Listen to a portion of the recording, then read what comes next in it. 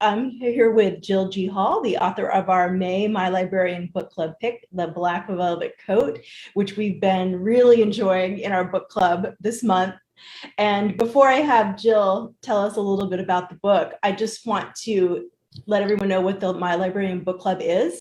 We pick a book every month. It's curated by librarians, and we invite you to join the club.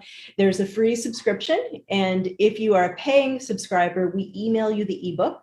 So it's a really easy way to discover new authors, especially indie authors, and we split the proceeds with the indie authors. So we're helping solve book marketing for indie authors.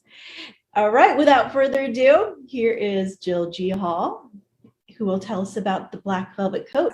So I'll just tell you, The Black Velvet Coat is a dual timeline historical novel, and it takes place, Anne McFarland is the present day artist who buys a black velvet coat in a thrift shop, and there's a key in the pocket. It has also a rhinestone pin on it, like this is the real coat from the cover of the book. And it's also about Sylvia Van Dam, who is an early 1960s noir socialite heiress. And she does the unimaginable and goes on a road trip to Northern Arizona to find herself. And so it's the story, all three of my books, this is turned into a series, a trilogy, and they're about women trying to find their place in the world connected by vintage finds. Have you ever found something similarly thrilling while thrifting? That's what we ask our readers, but was this inspired by a real life find or? Here we go. Yes, this coat actually was what helped me write the book. And I can see, is that a Tiffany pin? Are you wearing the Tiffany pin? I'm wearing the pin. Oh. Yes, so here we are in the real black velvet coat that is really really helped pull the story together.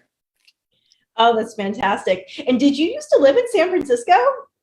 No, but I had a really close friend who lived there, and I used to visit all the time.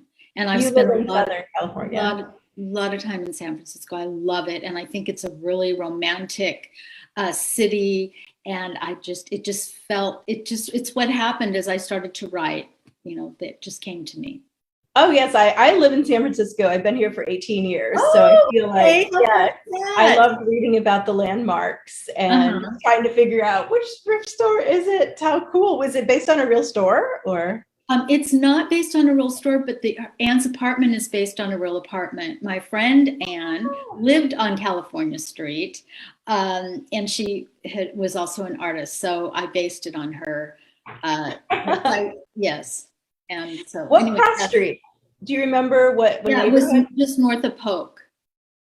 Okay. Yes, that's pretty interesting. And the building is still there because I went, and there's still a pizza parlor below it because I went to visit a couple years ago again, and it's still there. So that was really fun trying to find it. And we're on a sidebar here, but I lived 4 blocks from there, and now I live in Pac Heights. So yeah, so you know exactly, and a lot of the landmarks in the book.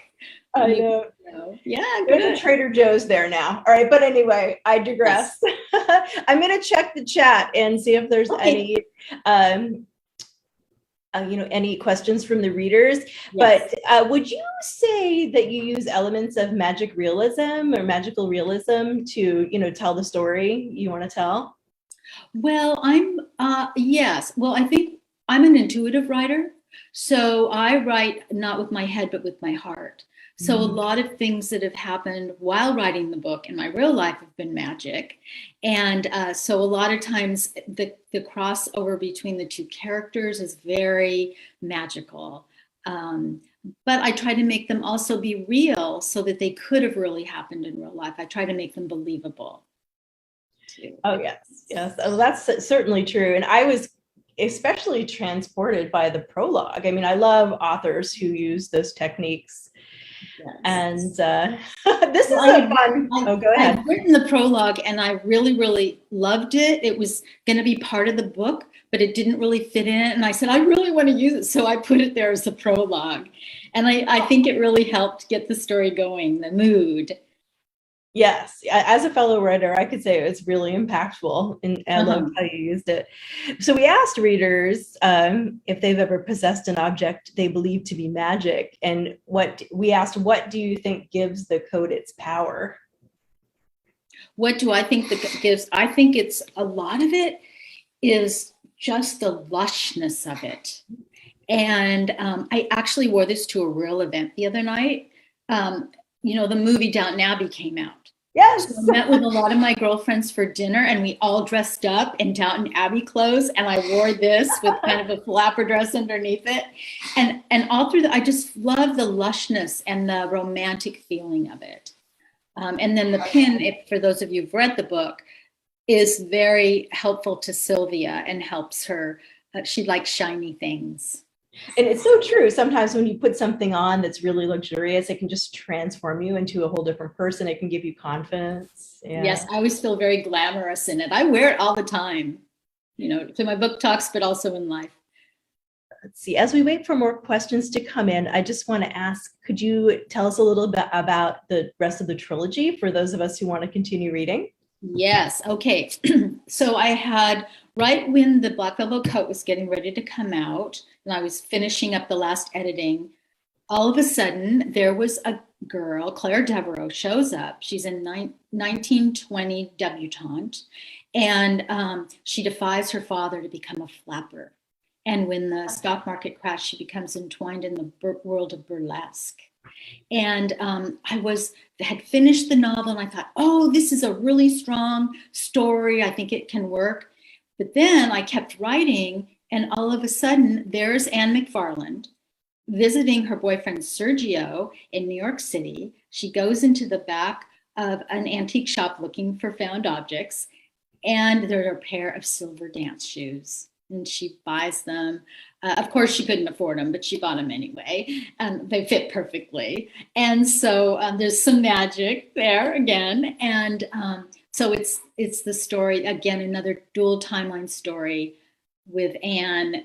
So I had to go back and rewrite the whole thing to fit Anne's story in there. So Anne's story continues in this. And then my third novel is The Green Lace Corset. And it's about Anne again, and she's in Flagstaff, Arizona, and she goes there sort of on a quest to help herself spiritually. She's going through a bad time, as all our protagonists have to be doing. And she goes into a resale boutique, and what does she find? A green lace corset. So it's also about Sally Sue Sullivan, who is taken by train by an outlaw from they're in the Midwest, and they go all the way to Flagstaff, Arizona, and get off. And they go out. He takes her to a homestead, and I don't know if I mentioned, this is the 1885, and a homestead out in the beautiful wilderness in the middle of nowhere. So it's about that and her trying to escape. We'll definitely have to put information about those books into our groups so people can keep on reading. But we did have a question come in, and we want to know, in what ways do the stories from each time period enhance one another? Someone wants to know, like, how did you plan that without giving too much away? Well, I think a lot of it is because I've consistently written, as I said earlier, about women trying to find their place. Connected by vintage finds, and all of my three historical characters are all, their time of life is so different than how we are in modern day. And so I tried to contrast between now and then, for instance, dating now and in the past, or marriage, or finding someone. And when I wrote, even in the Black Velvet Coat, I had been working on it for so many years that by the time I got ready to publish it, I had to rewrite a lot of it because technology had moved along so much. So I got to add in a Skype date and some of the texting back and forth. And so that was really fun. So, and in the historical eras, it was your parent, your fathers mostly, who got to decide what your lives were going to be like. And so or your your elders. So I was able to, really put that in there. I really love the vintage elements. Everyone who knows me knows that I love vintage clothes, but we want to hear about what you're working on now because it's a new series, right? A new.